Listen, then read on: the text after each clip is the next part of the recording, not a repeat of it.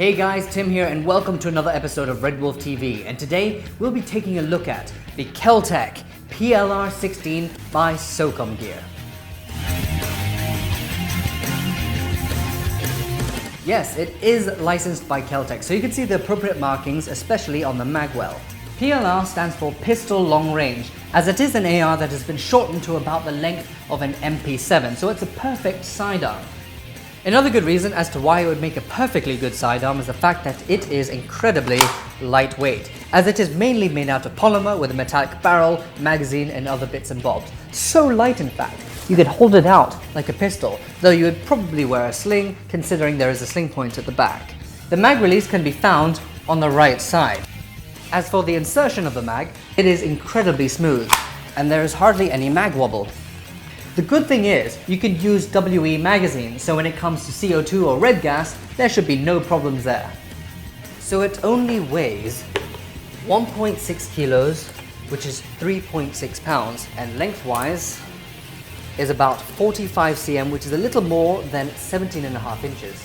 The safety is right above the trigger. It is ambidextrous. When it protrudes on the right, it means you're in safe. When it's right in the middle, it's in semi, and when it's on the other side, it is full auto, though I do have a slight issue with it. For example, if you are working on your trigger discipline, you could accidentally push it with your finger, which is not the greatest. And another issue is the fact that when you push it into semi or full auto, that mechanism is a little bit loose. So if you're playing a semi-auto only game, you might have an issue there. The texture on the grip is actually rather comfortable to hold. Not so much on the handguard though, that is why I'd actually put an AFG there or just an ordinary foregrip. The hop-up can be found by pulling back the charging handle and using the Allen key they gave you to insert it into this hole. And adjusting it is a real pain in the you-know-what. You know what? Forget it. On the end is a thread cover. You can remove it to reveal a 14mm CCW thread, of which you could definitely add a suppressor to. And let me tell you, doesn't that look sexy? There is a top rail for all your sights, a removable rear sight, an adjustable front sight, and a rail on your handguard for your AFGs and other flashlights and accessories. You can also completely remove the handguard. Now a step-by-step guide to the removal of the handguard. First, be rid of the magazine. Remove the thread cover at top and then the cap underneath it. That will allow you to remove the lower half of the handguard. Then you need to remove the pin at the back, fold it in half, pull the whole bolt mechanism back. What you have to do is push it forward here, turn it to the right, and then pull it back. Then that will allow you to remove the top half. You just pull it back forward, put it back into place, put the pin back in, put the thread cover back on, insert the mag, and there you have it. Now you can hold it by the magwell. This feature, for those that don't really care about the handguard, considering it'll be underneath your arm anyway, all you need to do is grab it and you're off. But let's stop teasing and chrono the thing. That recoil is immense.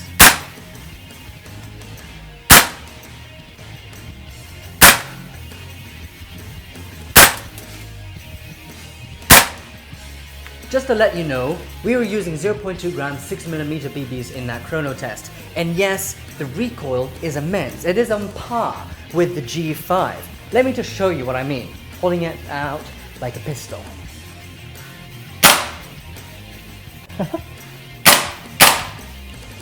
It kicks so much that it sort of loosens the screw on the rear sight, as you might have noticed. That is awesome. Surprise, surprise, here I am at Milson CQB and Training Center. They allowed me to use their range, and so I'm at 10 meters just plinking targets.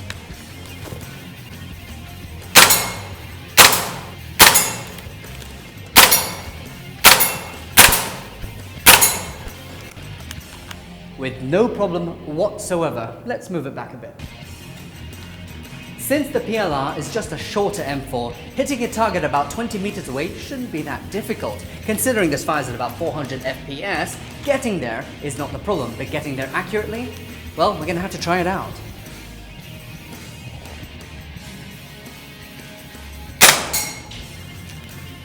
To be honest, that could have been a fluky shot, so we're gonna give it another go.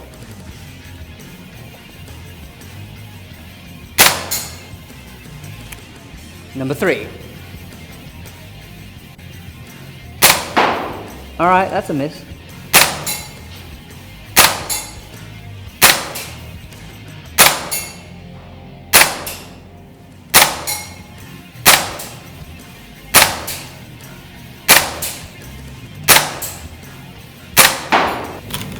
That's not so bad at all. I'm hitting the targets at about 70 to 80% of the time, which is pretty amazing if you ask me. But let's have a look at those targets to see how big they actually are.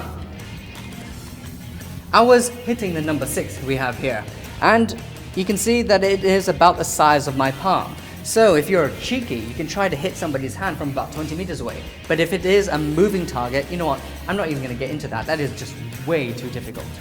Hitting a moving target shouldn't be that difficult after a bit of practice. But what if there's more than one? What if there are 3 or 4 of them? Somebody's bound to mow them down in full auto. And since this has a mag capacity of 25 BBs and the PLR-16 has the capability of going full auto, let's try that out, shall we?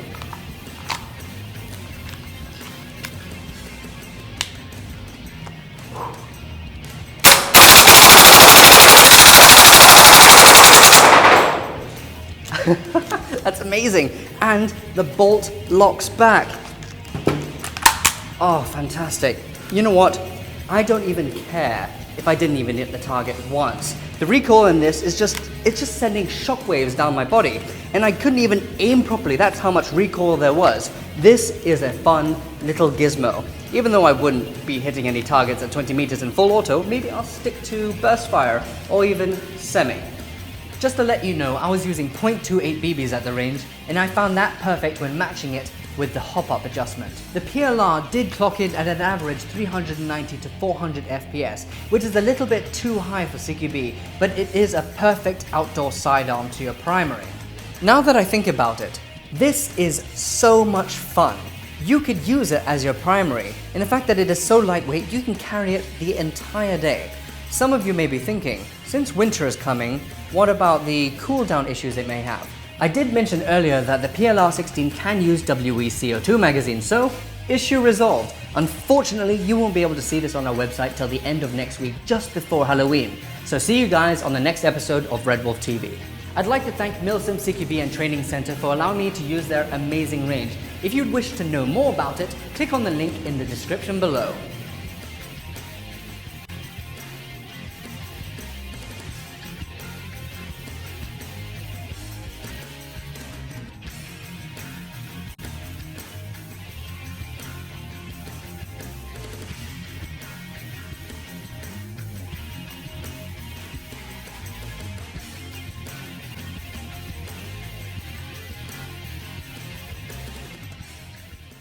Do subscribe to our channel so you can keep up to date with our latest and coolest videos.